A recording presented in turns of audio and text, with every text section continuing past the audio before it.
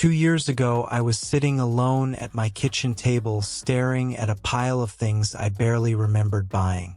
Candles I never lit, clothes with tags still attached, a coffee machine I used exactly 3 times. My credit card statement showed $4,000 in charges that month. My savings account showed $800. I was making $60,000 a year. I had been working for 6 years, and somehow I still felt broke all the time. Every month felt like trying to fill a bucket with a hole in the bottom. Money came in, stress went out, and nothing meaningful stayed behind. I kept telling myself I deserved small rewards because I worked hard.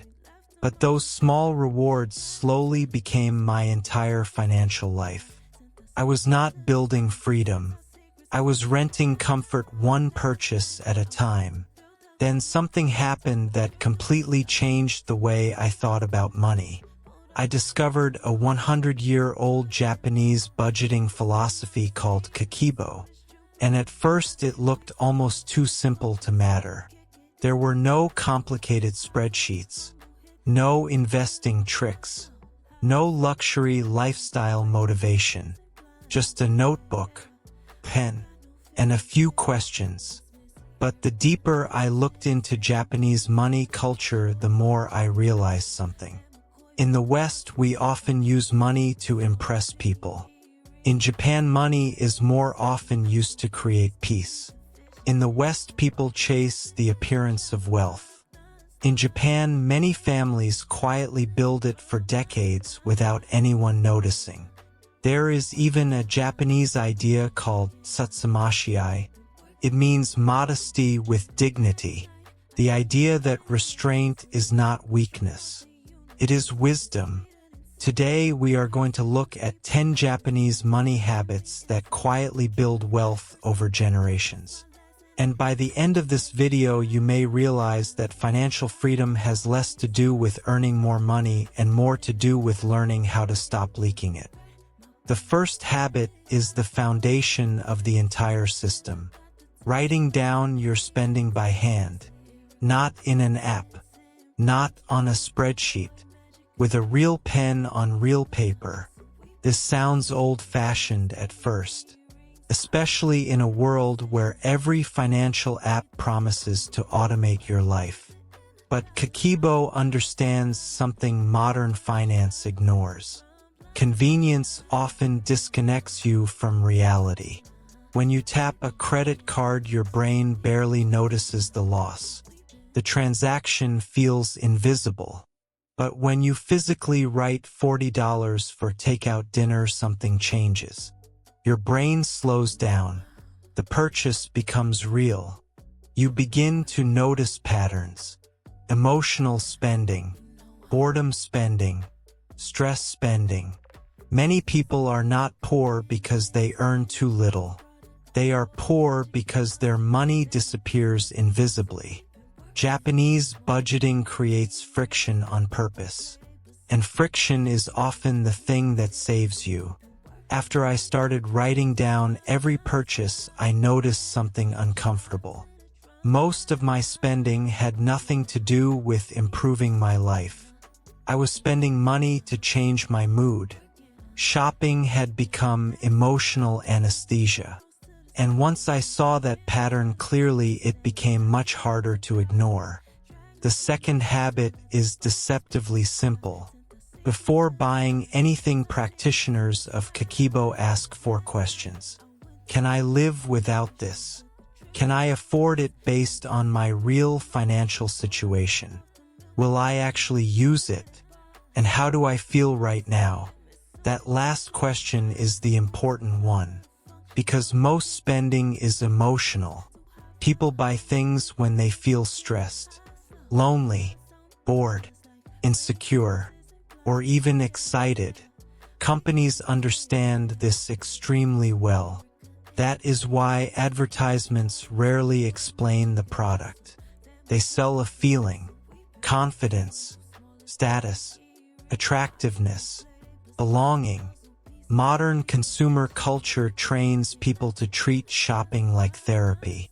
But emotional spending creates a dangerous cycle. The excitement fades. The bill remains. Then stress returns. So you buy something else. The Japanese system interrupts that cycle. It forces you to pause before money leaves your hands. And that pause is often enough to save you from a decision your future self will regret. 1 month after using this method, I walked through a department store and realized something strange. I no longer felt hypnotized by everything around me. I could suddenly see products for what they really were. Objects, not solutions to my emotions. The third habit is built around a Japanese word called Mottainai. There is no perfect English translation for it, but it expresses sadness or regret over waste. Wasted food, wasted money, wasted time, wasted potential. In many Western cultures, excess is often celebrated. Buying more is treated like success. But Mottainai teaches the opposite idea. Resources deserve respect. When you waste something, you dishonor the value inside it. This changes the way people buy things. Instead of chasing quantity, they focus on longevity. One durable coat, one reliable pair of shoes, one well-made kitchen knife. Over time, this mindset quietly saves enormous amounts of money. Cheap products are often expensive in disguise. They break faster, need replacements sooner, and create endless cycles of spending. One weekend, I cleaned out my closet after learning about Mottainai, and it felt like walking through a museum of emotional purchases. Shirts I forgot existed. Gadgets still sealed in boxes.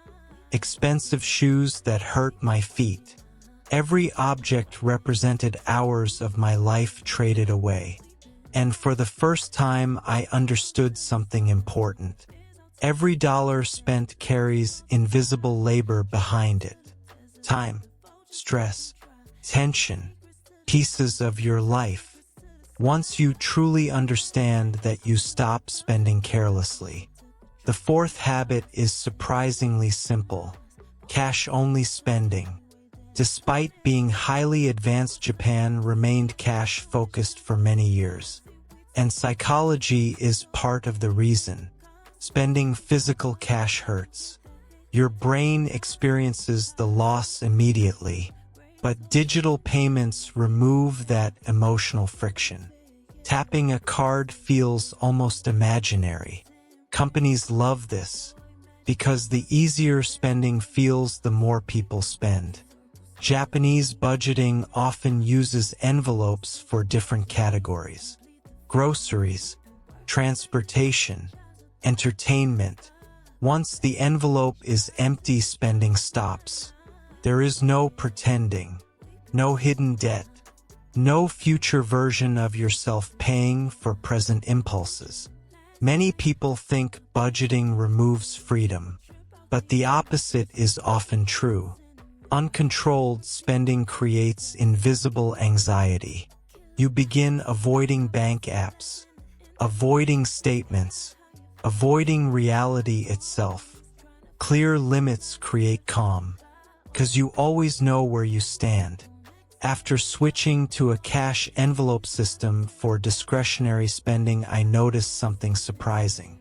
Small purchases suddenly felt expensive. $15 for delivery coffee, $30 for random online shopping.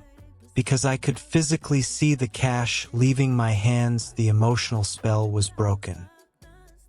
The fifth habit may be the most powerful of all. Waiting 1 full month before buying non-essential items.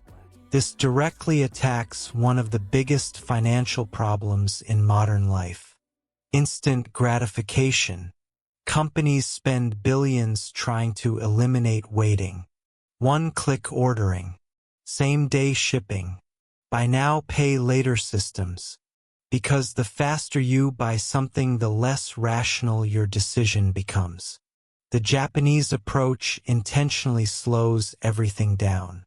If you still want the item after 30 days, then maybe it truly matters. But most desires disappear surprisingly fast. They were emotional waves pretending to be needs. I tested this rule with a $1,000 tablet I desperately wanted. On day 1 it felt essential. By day 10 I barely thought about it. By day 20 I realized I only wanted it because I saw someone else online using it. The desire was borrowed, not genuine. This is one of the hidden dangers of social media. It constantly introduces you to lifestyles your brain was never originally craving. And comparison quietly becomes consumption.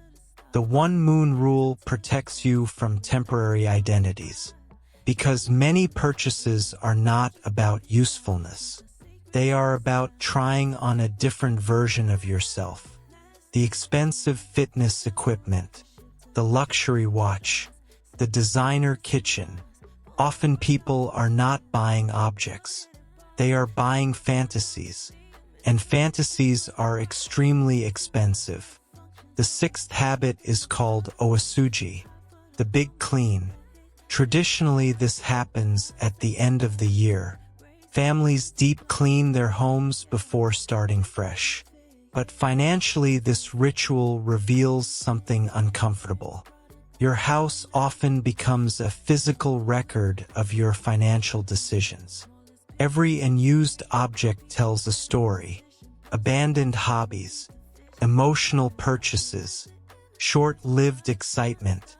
Many homes are filled with expensive evidence of temporary feelings. And clutter creates more than physical stress. Creates mental noise, unfinished decisions, guilt, distraction. Modern consumer culture convinces people they need more space, bigger houses, more storage, larger closets. But often the real problem is not lack of space. It is uncontrolled accumulation. One afternoon, I opened a storage box under my bed and found electronics I forgot I even owned. And I suddenly realized something painful. I had worked real hours of my life to buy objects that ended up hidden in darkness. Overtime hours, stress, missed weekends, all converted into forgotten clutter. That realization permanently changed the way I spend money. Because once you understand that every object costs life energy, you become far more selective about what enters your home. The 7th habit is almost invisible. Saving small amounts consistently. In Japan, many people keep jars for loose coins or small daily savings. This does not sound impressive. But the psychology matters. Wealth is rarely built through dramatic moments. It is usually built through repeated small behaviors. Every tiny act of saving reinforces a new identity. The identity of someone who protects their future. The 8th habit is something called the quiet Sunday. One day each week with zero spending. No shopping. No online browsing. No entertainment purchases. Just existing without consumption. This sounds simple, but for many people it feels strangely uncomfortable. Because modern life teaches people to treat spending as entertainment. Boredom immediately triggers consumption. But Japanese financial philosophy asks a different question. What if peace costs nothing? A walk outside, homemade tea, conversation, reading, silence. Many of the best human experiences are nearly free. But consumer culture trains people to overlook them. The 9th habit is future self-visualization. Japanese savers often connect money decisions to long-term peace. When they save, they are not denying themselves happiness. They are protecting future freedom. This changes everything psychologically, because sacrifice feels painful, but self-respect feels meaningful. The eighth habit is the practice of shared family sacrifice. In many Japanese households, financial goals are treated as a team effort instead of an individual burden. Children understand the importance of saving from a young age. Parents avoid unnecessary luxury even when they can afford it. Family members often choose long-term stability over short-term pleasure together.